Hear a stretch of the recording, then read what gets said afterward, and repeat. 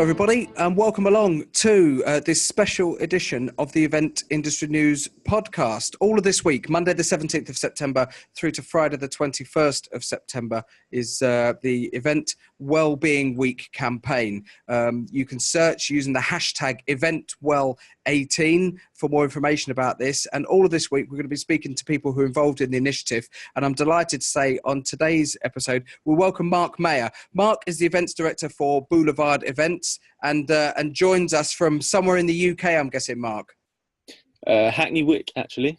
Hackney Wick. And you can tell this man is a consummate events professional because he's clearly in a van. He's clearly in a vehicle of some description. And it was the quietest location he could find to join us on today's podcast, which for everybody who's tuning in, who works in the industry, knows that is absolutely the truth. Mark, thanks for joining us today. It's a pleasure. Absolute pleasure.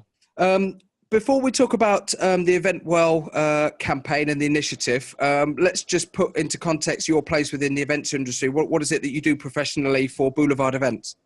So I'm events director by title. I am one of 5 directors, 4 of which work directly in the business and happen to be my siblings, brothers and sisters.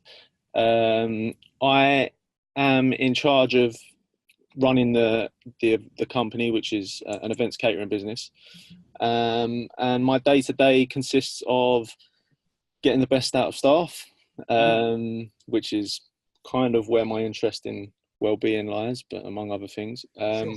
and managing the day-to-day of events and from a catering perspective. So.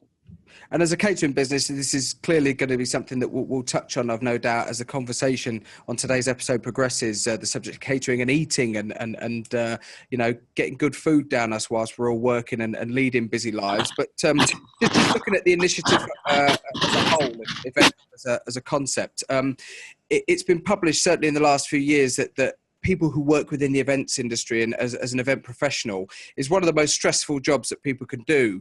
I don't need to tell anybody that's tuning into today's episode, it's long hours, it's stressful, there's traveling involved. You're always under pressure with time, with budgets. You're trying to juggle a million different tasks at once. What first made you aware of the EventWell initiative and what was happening with it, and what led you to become involved? I think... So initially, like anything really, having an interest in something, you naturally sort of gravitate towards people who have a similar interest. And my interest was naturally in events, being that that's where I work every day. But also my background is sports science. So I progressed quite naturally from the side of sports science, which was heavily based around performance. Mm-hmm. And then when I went into the working world, I started to apply that knowledge that I gained from university to more of a health perspective and how I could apply that knowledge to be better myself every day. And that kind of led to quite a natural introduction into the sorts of people that were in events that were also interested in health and well-being. And that might have been from a mental health perspective. Many of the people in the industry sort of suffer from mental health. And EventWell sort of sprung up from a group of us that were interested in this, and we recognised that actually a lot of people in our industry are interested in health and well-being and sort of learning a bit more about how to negotiate the day-to-day challenges of the events industry, but don't really have a common place to go and find resources and find information and find like-minded people.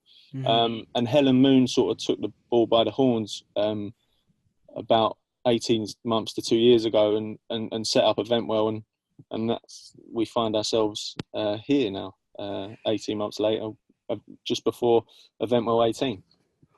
When we're talking about health and well-being, not just amongst event professionals, but amongst anybody now, is it fair to say that it does split in its simplest sense down into 2 distinct areas? You've got the physical health of people and as you touched on there, the mental health of people. People often talk about their physical health, whether that be going on a diet to try and lose weight or to try and go to the gym a bit more and just try and be a bit more physically active. But in a lot of walks of life now, the mental health side of things is something that can sometimes be the elephant in the room that nobody really wants to address or talk about. And is that something that you've come across through EventWell is just as prevalent in the events industry as it is in other walks of life? Yeah, and definitely. And I think you can categorize it like that. I think the way I look at it is health is what the doctor might tell you if you went and had a MOT. He'd give you the numbers, he'd tell you what your blood pressure was, he'd tell you how fit you are potentially, and he'd give you potentially a piece of paper that said, this is how healthy you are. And then well-being is, your happiness within that framework. And there's no doubt that if you want to improve your well-being, one of the quickest and most effective ways to do that is to improve your health. But they can be exclusive. Some people genuinely are happy not living the most healthy life in the world, but they are very, very linked. And the events industry is definitely one of those industries that we found to be high up on the list of people that sort of struggle with mental health, whether that's because we're in a high pressure situations quite a lot of the time. That's remains to be seen exactly why we find ourselves in such an industry where there's so much mental health issues. But it has been identified that the events industry, a lot of people find challenging, and we're sort of trying to work out why that might be. Is possibly not one reason as such, because I think that there'll be a multitude of reasons and theories and possibilities, but we work in an industry where we're often dealing with extreme highs followed by periods of I suppose abstinence or periods of inactivity. People work very, very hard towards an event that will culminate in that event, peaking. It will be the absolute busiest point in that whole process that might be weeks or months or sometimes even years. Suddenly that event wraps up within the matter of days, and then they're faced with a blank period. So we've got these sort of extreme peaks and troughs in our diaries and our lifestyles. Yeah, I think that is likely to have a lot to do with it. Yeah, I think that's a really good observation, and I think it mimics. And if you consider pleasure, and you consider the sources of pleasure within sort of the modern world of gambling, drugs, alcoholism, sex, all of these things that in their extremes lead to addiction, they are associated with extreme highs and extreme lows. And I think that the events industry quite often does mimic that in exactly the way you've said, in that you really commit yourself for a short period of time, and then all of a sudden it's over and done with, and you've got to face the reality of the trough. And it does take a certain type of person to be able to cope with that. And one of the observations I've made from sort of working with people within EventWell, but also meeting students and going into universities and speaking to students, is how much of this is being communicated ahead of time before people get into the industry, and are people being prepared for that ahead of time so that they know what to expect?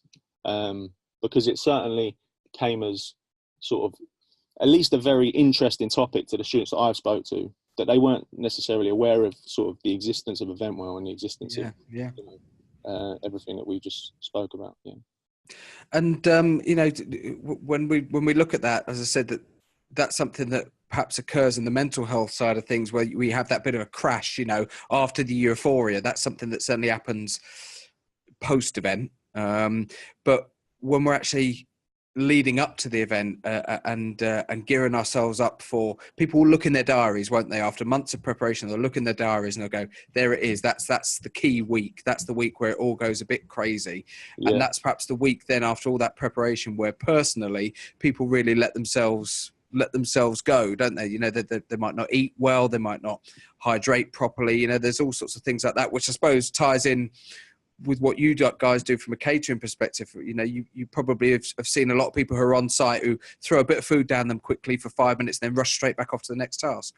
Yeah, 100%. I mean, it's something that we've encountered a lot, is that crew meals there's not a lot of thought that goes into it, and part of that's down to event organisers, and looking at it from a budget perspective, they typically the smallest amount of the budget gets allocated to crew meals, and that doesn't give the caterer all the most scope to work with all the time. But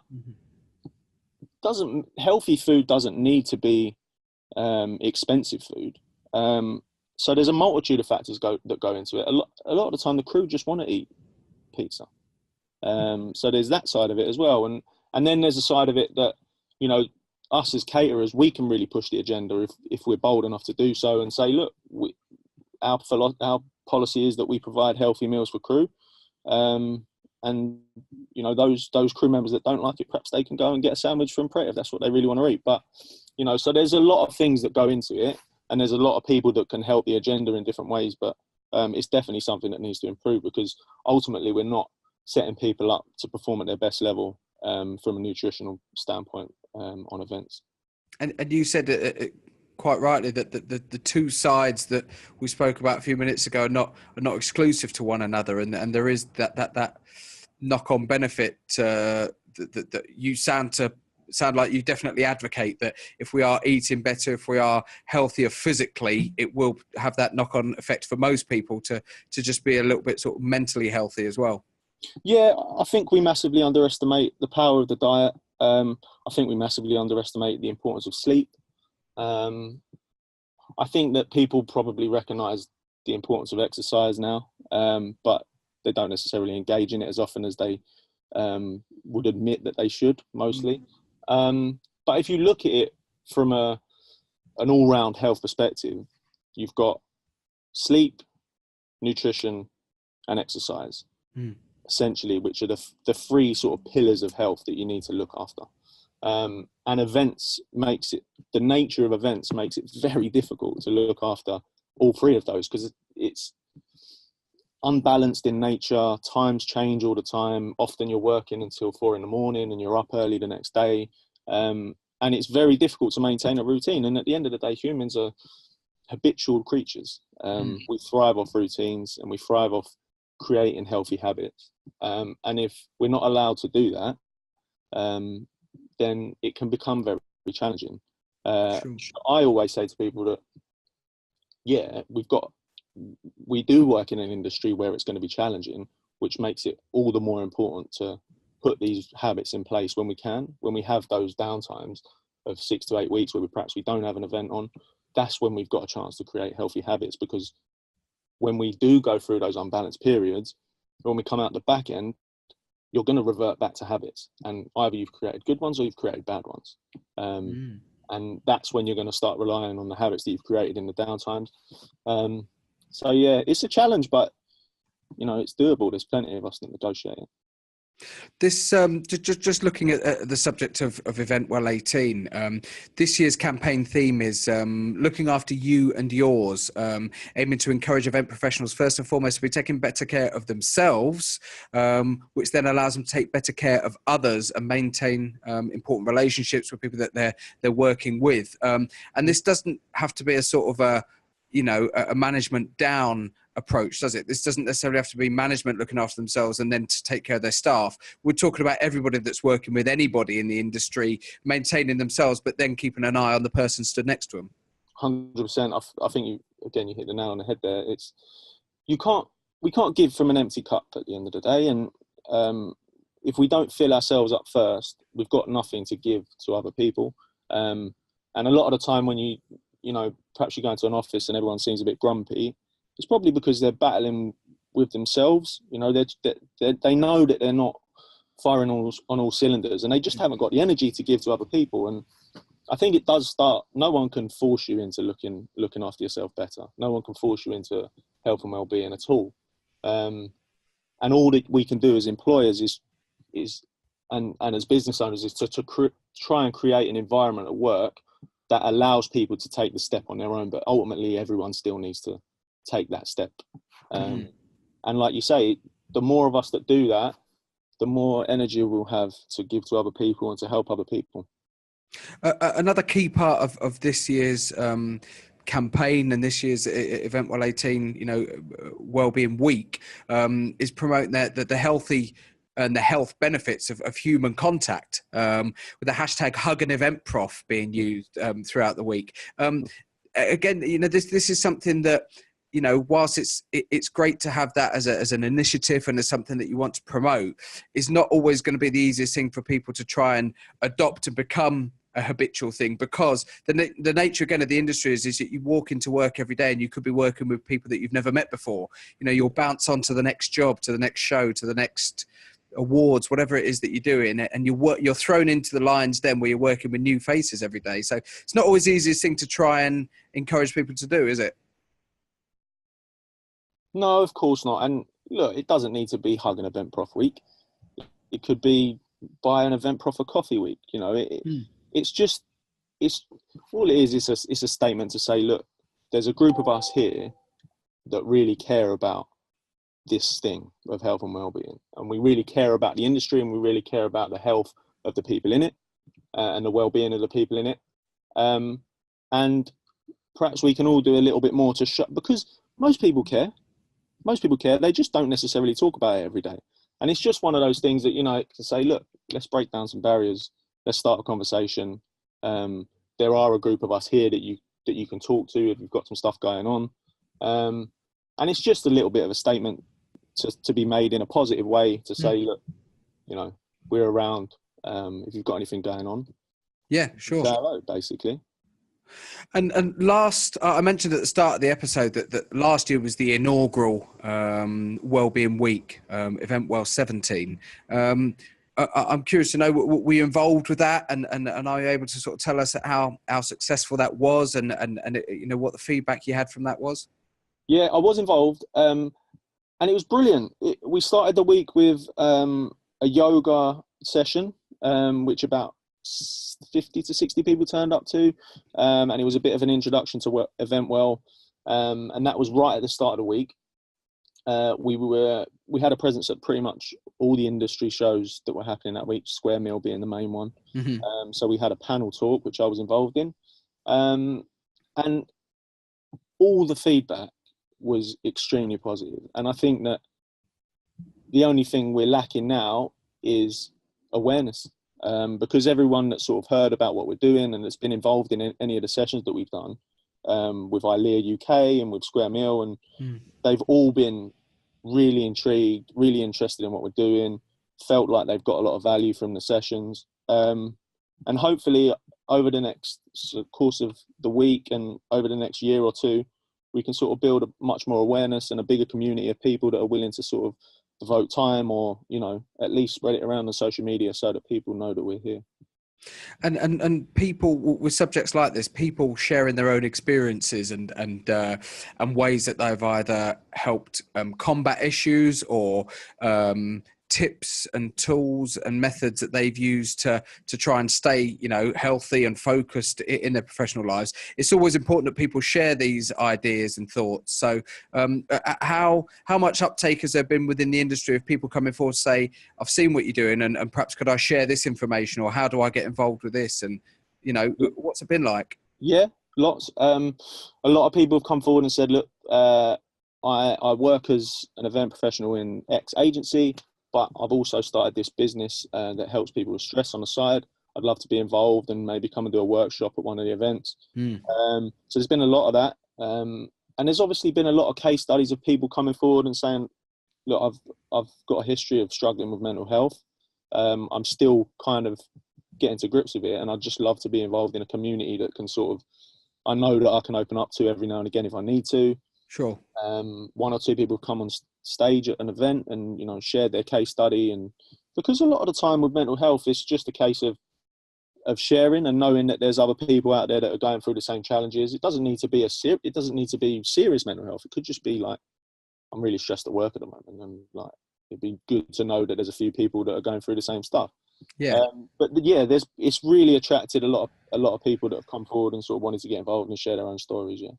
And has it been a help to this particular initiative to see that there's been so much general media coverage about it? Certainly, I think in the last couple of years, I've seen and heard more about health and well-being issues, you know, on you know, radio, on TV, wherever it may be. It's been talked about on radio shows quite regularly, and that must have a positive impact on this specific initiative when there's a wider discussion that seems to sort of, the bubble has burst a little bit on it, and it's no longer an issue talking about it in any walk of life.